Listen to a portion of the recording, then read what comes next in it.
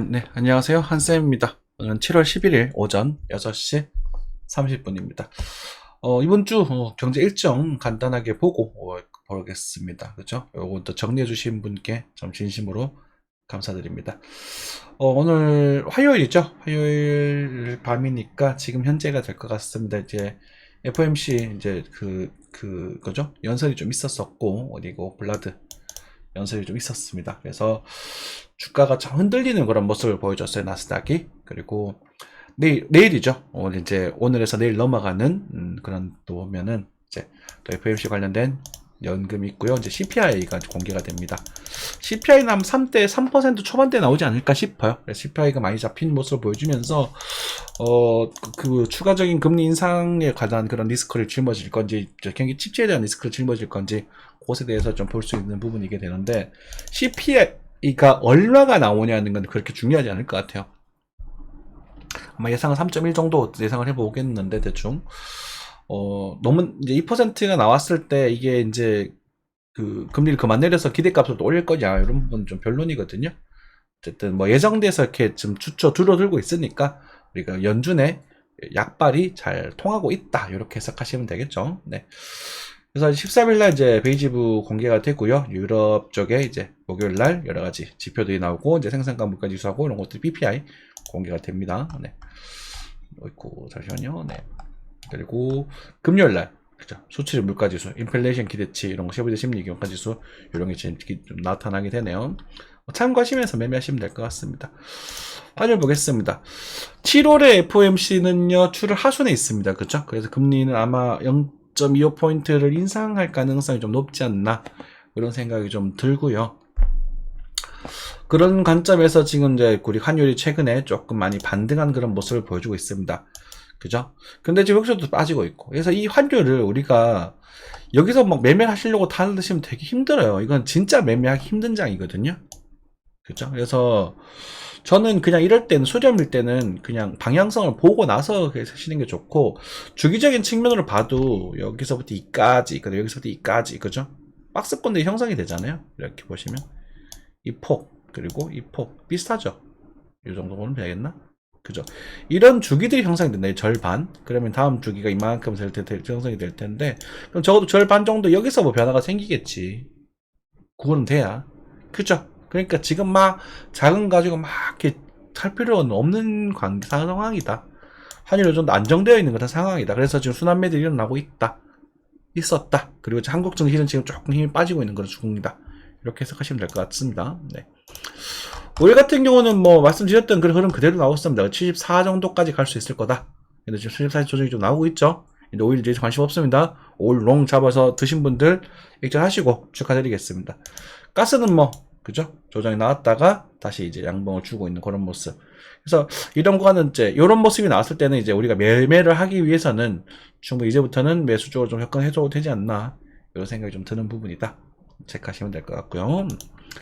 빕스타트가 조금씩 오르고 있네요. 이것들은 눈여겨볼 만하네. 그치? 빕스타트가 지금 우리가 좀 바닥을 다지는 모습. 빅스가 올라가면 주가 떨어집니다. 그래서 이런 것 지금 나오고 있는 부분이고, 그죠? 뭐 책 참고 정도 하시면 될 것 같아요. 네, 빅스타트는 그 정도. 그리고 여러 가지가 있는데, 그리고 지금 이제 지수부터 간단하게 봐야 되겠죠? 나스닥, 나스닥은 뭐 어디 갔냐?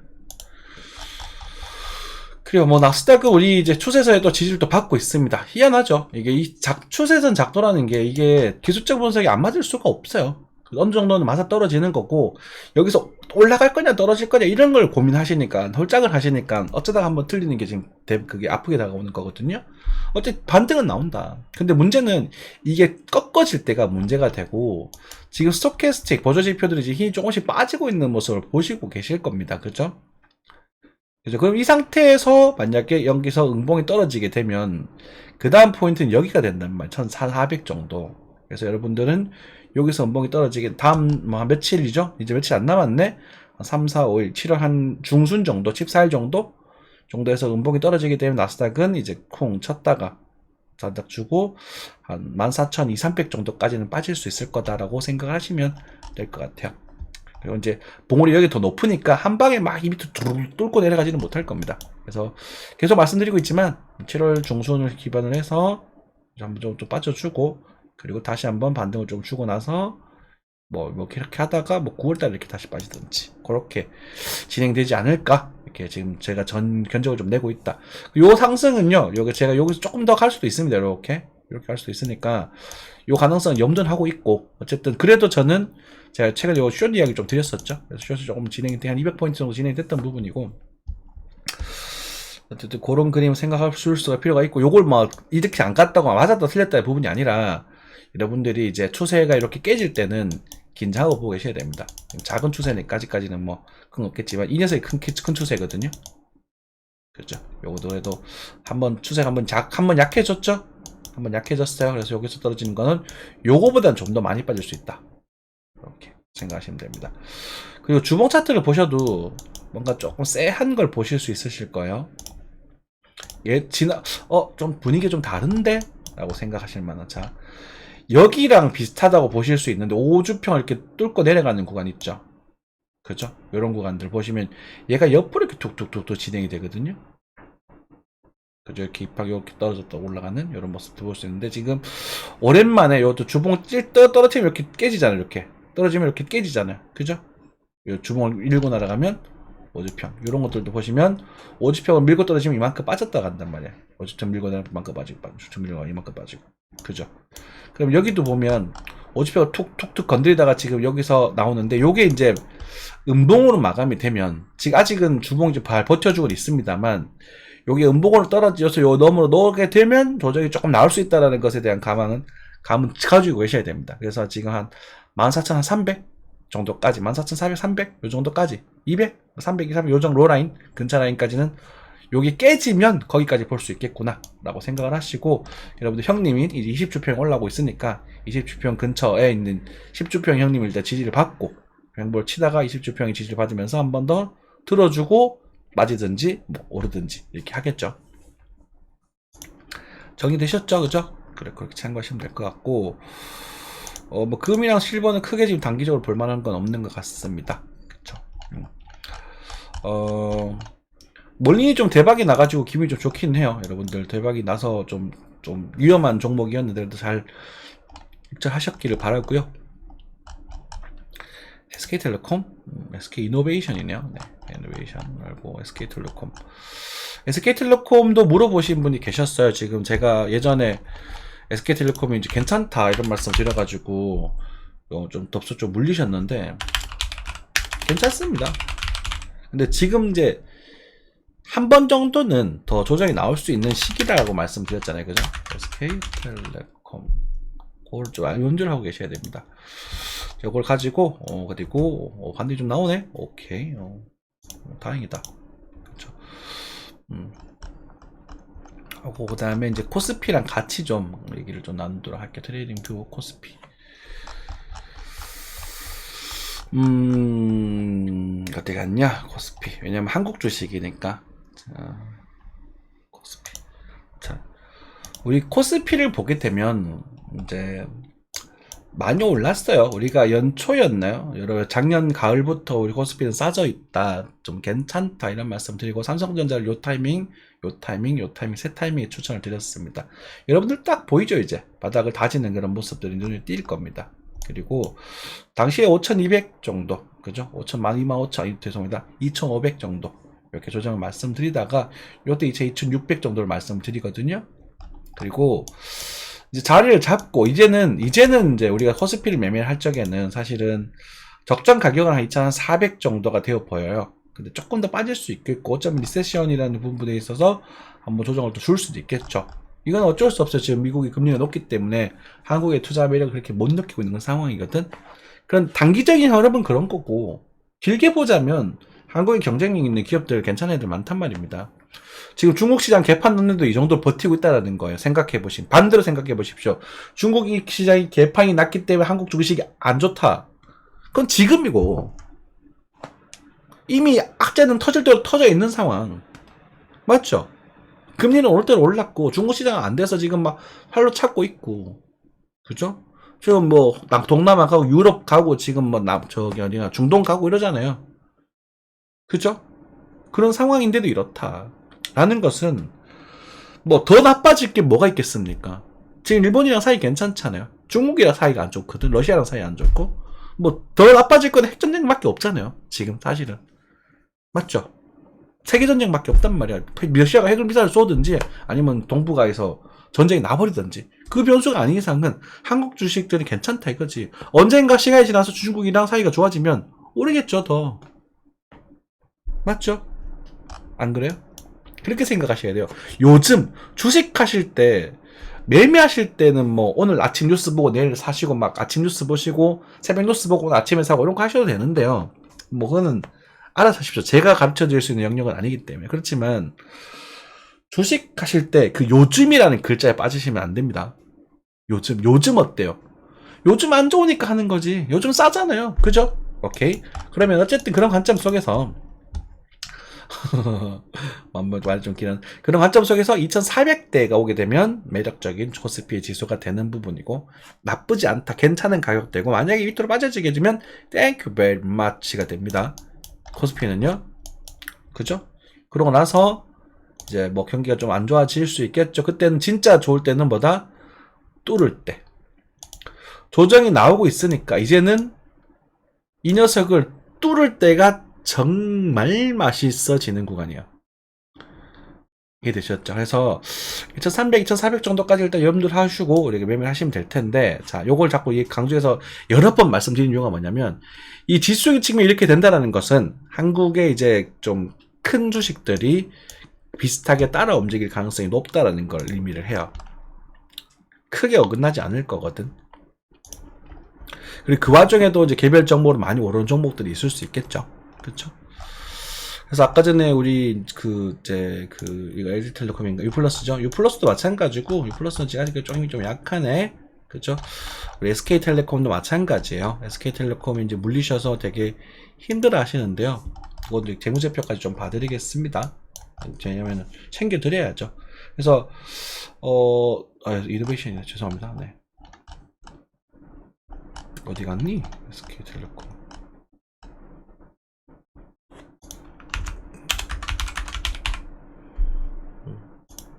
U+ 위트에 있었구나. 자, SK텔레콤 같은 경우에 그냥 일단은 가치 분석을 해보자는 거죠. 우리가 2004년 이게 SK텔레콤이 상장이 되고 나서 평균 가격이 약 4만원 정도가 된다. 그죠? 4만원 정도가 되고 가장 저렴했을 때가 2012년 24,000원과 가장 비쌌을 때가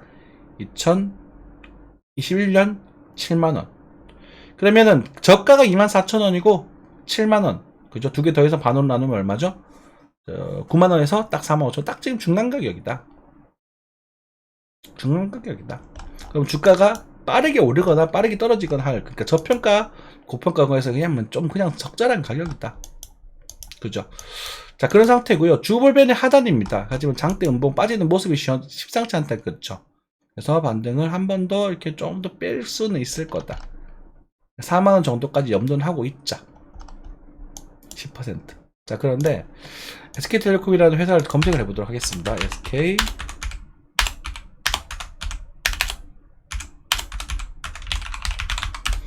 자, 제가 즐겨 쓰는 말인데 주식은 팔아야 니 거다 이런 말 많이 하거든요. 그런데 봐봐. 지금 배당 수익률이 7.49%, PER이 9.78 조금 높네요. 그렇죠? 그리고 대출을 엄청 많고 영업이익도 충분히 잘 나고 있고 당기순이익도 늘어나고 있고 KPX도 좀 열심히 투자를 하고 있습니다. 연간 보고서를 볼게요. 연간 보고서 보시면 이 SK텔레콤이라는 회사가 배당 성향이 보통 20%가 유지가 되고 있어요. 그러니까 꾸준히 배당금을 현금 배당금이 있죠. 배당금을 2,000원씩 거의 주고 있다는 거. 2,000원, 3,000원을 꽤나 주고 있다는 거거든요. 주당. 그죠? 적게 나와도 말 안 돼도 5,000원 준다는 거지. 주당 말입니다. 그러면 한번 생각해 봅시다. 우리가 인터넷 요금을 SK텔레콤 쓰시는 분, U+도 마찬가지고요. 여러분들 인터넷 쓰실 때 한 달에 요금을 한 2, 3만원씩 내죠. 좀 많이 나가시는 분은 5만원 정도까지. 뭐 인터넷 전화기까지 쓰시는 분들은 10만원 정도까지 포함해서 나가시는 분도 계실 겁니다. 제가 한 10만원 조금 더 나가는 것 같아요. 핸드폰, 인터넷 다 합쳐가지고. 그러면 1년이면 100만원 잡읍시다. 그죠? 100만원 잡으면 얘 있잖아요. 한 1,000만원어치.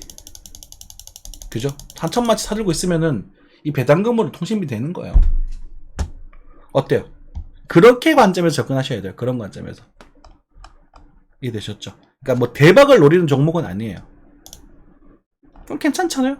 뭐 이게 이제 지금 이제 막 시간이 지나서 계단이 빨리 안 들어오니까 지금 사시면 아마 한 내년 3, 4월 돼야 들어오겠지만 그죠?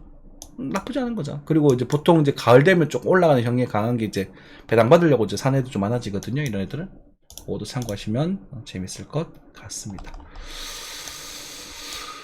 그쵸? 네. 그렇게 접근하시면 될 것 같고요. 이제 그리고 이마트였나? 이마트도 이제 좀 힘들어 하시는 분이 계셔가지고 보겠습니다. 이마트도 그래도 반등이 좀 나왔습니다. 다행히. 그렇죠? 바닥을 좀 다지는 모습이 등장하고 있는 그런 모습입니다. 그러니까 쌀 때는 이게 지금 저가 매수세가 들어오고 있다는 얘기예요. 이런 애들은 이제 여러분들 조사하셔가지고 저평가 매매를 시작을 하셔도 됩니다. 그러니까 물려도 여러분들이 주식 방송을 볼 때 오늘 사서 내일 결론을 짓고 내일 벌고 싶고 대박이 나고 싶어 하는 분들이 너무 많아요. 이 도둑놈 심보라고. 그런데 여러분들 주식 투자하실 때는요, 잘 분석하셔가지고 싼 애들 찾으셔야 되고 앞으로 비중이 좋아질 만한 것들 찾아야 되거든요. 근데 이미 내 귀에 들어오면 늦은 거야. 그리고 여러분들이 그걸 머리를 굴리셔야 돼요. 그죠? 예를 들어서 2차전지 배터리가 막 좋아져. 많이 쓸 것 같아. 그러면은 2차전지 그 다음은 뭐가 될지 생각해 보셔야 돼요. 이해되셨죠? 그러고 나서 그 중에서 알짜들을 골라 나가시면 됩니다. 이마트도 반등을 좀 주네요. 뭐 단기적으로 한 8만원 넘어가면 좀 잘라주시면 될 것 같고요. 그죠? 네. 참고하시면 될 것 같습니다.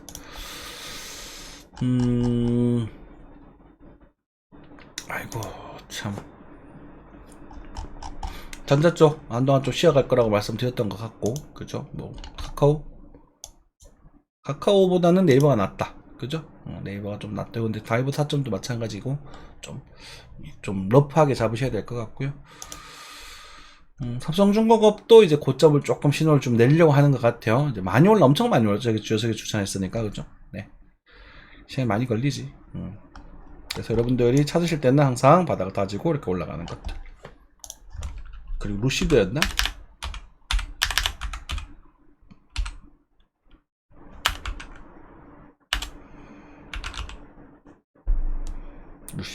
루시드죠.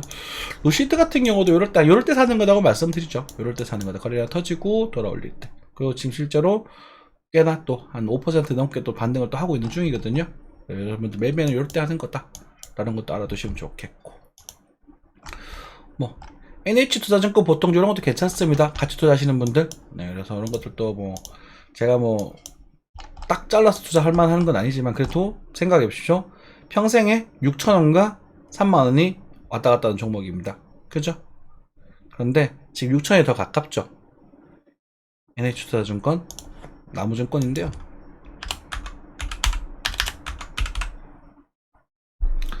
이렇게 종목 말하는 건 공방에다 해야 되는데. 그러니까 어르신분들 편하게 보시면 되는 종목입니다. 그렇죠? 근데 PR이 조금 높다라는 건 또 단점일 수 있겠고요. 네. 영업이 잘 나죠. 잘 나요. 그죠? 쭉 잘 나고 있는 부분이고, 투자들 열심히 하고 있는 부분이고, 배당 성향이 보통 30%, 40% 정도 됩니다. 배당금 거의 꾸준히 500원 정도는 주는 모습이네요. 그죠? 500원에서 1000원 사이. 700원, 700원 줬네. 900원인데 700원. 괜찮죠? 이런 것도 체크하시면 되겠죠. 우리 미래셋도 한번 보러 갈까요?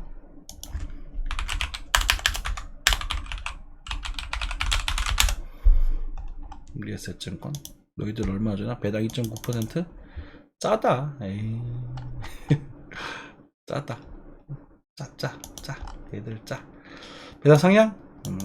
너무 높지 않네요. 네, 그렇게 생각하시면 이런 애들보다 제가 미래셋에서 좀 똘마니로 있지만 그래도 이런 것보다는 여러분들에게 좀 도움 더 될 만한 걸 추천드려야 되니까 그렇게 말씀드리겠습니다.